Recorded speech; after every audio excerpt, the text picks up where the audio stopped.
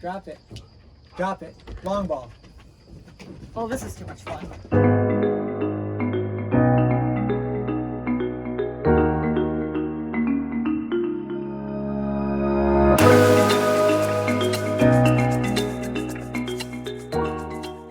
Thank you so much for joining us. This is awesome. Yeah. Thanks for having me. Yeah, we're currently in Curt's backyard here in Okamus, Michigan. It doesn't really get any better than this. We just watched the dog run and got some of her energy out, and we're gonna get right into some questions. Mm-hmm. Cool. So Curt, we're in a weird time right now. Is there any new hobbies you formed during this quarantine, during the pandemic? How have you been staying busy? Well, keeping busy, no question, and working on some projects, but also spend a lot of time with the dog and get a lot of time to go on biking and stuff. And personally, it hasn't been bad at all. I mean, it's just I feel very, very fortunate when you know, back in the day when you had okay, I can't get my workouts in all the time. Now it's never a problem getting my workout in, and I love it. So Awesome. I feel better than I've felt in probably 20 years, just because you have the time to do it. Yeah. Cool. So yeah, speaking of running, where did your running begin? When did you start running? How did your passion begin for the sport that's taken you so far? Just not running itself, but in your career as well. Well, I actually ran to keep in shape for football, because that was the sport that I played most, and ran in high school, you know, just to keep in shape. And then when I went to college, I played football my freshman year, and had a good year and enjoyed it. But the head defensive coach was leaving, and he was probably the biggest reason I really enjoyed it. He got a head coaching job and was a really great guy. And so the next year I just decided, you know, I think I'm going to hold out and try something else. And fortunately, I run all summer, and so I ran an intramural meet, and you know, afterwards the coach came up and said, gosh, you know, I came in behind one of their runners, and he said, would you want to run? And I said, well, I've got to work, and I've got to pay for school. And he said, well, you can come to the meet on Saturday. So I did, and you know, after that, it was just, I loved it. It was a big meet, and you know, I had never run a cross-country meet, so I was a little bit antsy how stupid people run a little too fast. It turned out to be really great. So I ran for 3 years, got out of college, and kept running all the time. I did, you know, after college, I tore ligaments in my ankle and knee, and if I hadn't learned things over time, I wouldn't be running today. So I'm really passionate about it. I love running. I want to keep running, and want to make a difference yet. So yeah, That's awesome. it's been good. So then segueing a little bit more into this business that you pioneered that's focused around running. So back in 1981, Right. when you formed Playmakers, what was that mindset there? Did you always know you wanted to own a business, or was that something that just kind of made its way and appeared into your journey? Well, I had back in '78, I was working, you know, I did a health center for a while. I helped to set that up and stuff, and then I was working at a lighting center, and one of the guys there, a friend of mine, said he had an opportunity to go run a store, but decided he didn't want to. And it turned out the gentleman that was doing the store was an all Big Ten quarterback from Northwestern, and a friend of mine. And I called him and asked him, you know, is there any opportunity? He said, yeah, you could pick Gaithersburg or Sioux Falls or wherever you want to go. And so, you know, I ended up getting into the business, and knew right away, was over by Notre Dame, and knew right away that, wow, I love it. Unfortunately, he was really good at a lot of things, but he overextended himself, and so they went out of business.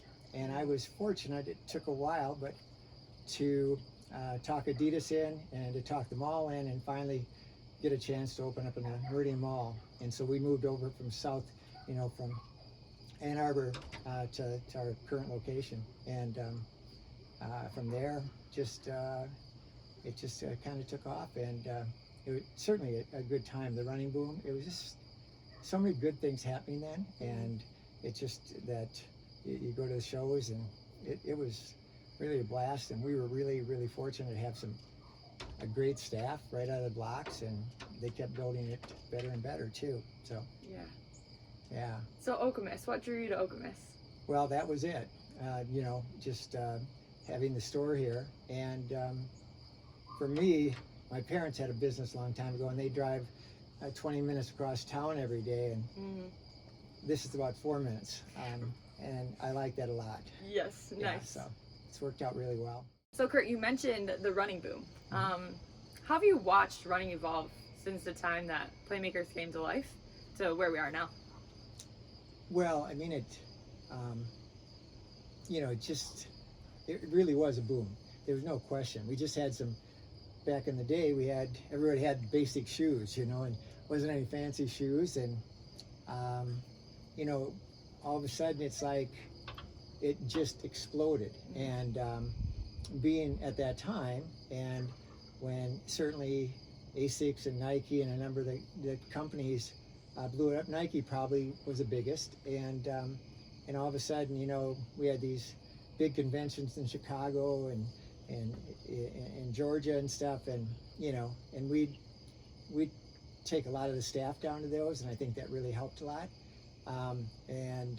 It was just golden. I mean, it's if you love running and you love that kind of thing, and you get a chance to go to these shows and meet all the people that you do, and in hindsight, it's just you look back and you think, wow, we were really, really fortunate.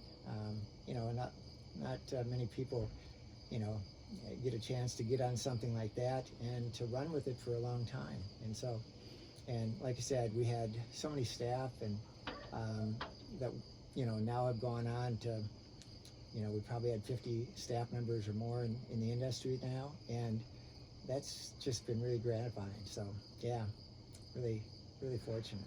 Absolutely. And so when you're looking at the business of Playmakers and how it's grown and how it's went from running and morphed into walking and hiking and just outdoors and all of this movement, right? This really good movement. How are you able to mix community involvement and your involvement in events and just that local appeal into your business? Well, I think we were pretty early on diversified, and actually there was a time when they approached us and said, well, we're not sure if you run specialty because you've got Birkenstocks and Chacos and these other things. And then I think they realized later on, from our standpoint, the point was that, boy, when you're not running, you want to have some good shoes. So we weren't selling dress shoes and that kind of thing, but shoes that, these are going to be functional. And I think later on, a lot of people realized, that made sense. And some of those brands, Keen and Chaco and Birkenstock, have just been real mainstays and really a big part of the business. And primarily because they haven't changed that much, which unfortunately the rest of our industry tends to change more than I'd like to see sometimes, where we lose some shoes that were great, and but it's just been a great ride. Yeah, that's awesome. And it is really interesting too, as runners, and that holistic approach, right? Like a good running shoe makes all the difference, but what I'm putting on after a run or before a run to prepare, that makes such a difference. It really can make you feel wear all day. Yeah, exactly. Yep. So all of that matters, and that's a really cool way to look at it. Which leads me to a really important question, Curt. How many pairs of shoes do you think you have? Well, gosh, it's a hard question. Couple hundred plus. We should check it out. We should see more. Yeah, where do I start here? We can take a little tour. You'll see a lot of shoes. Maybe I have a fetish about this stuff, but what I find, I still can work on things and figure some things out that I think might be helpful, and that's what I enjoy doing down here. Plus, got plenty of workout equipment, so from my standpoint, when we had the virus and everybody was shut down, it's like, just walk downstairs and there we go, we're good. So anyways, this is my spot, and you know, I do have a few shoes, and there's more behind that, but that's most every shoe on this wall. I could tell you a story about it, what it could have done if it you know, had done this or that, but I must say I've been fortunate to be in position to have a lot of people that help to make things better and help to teach.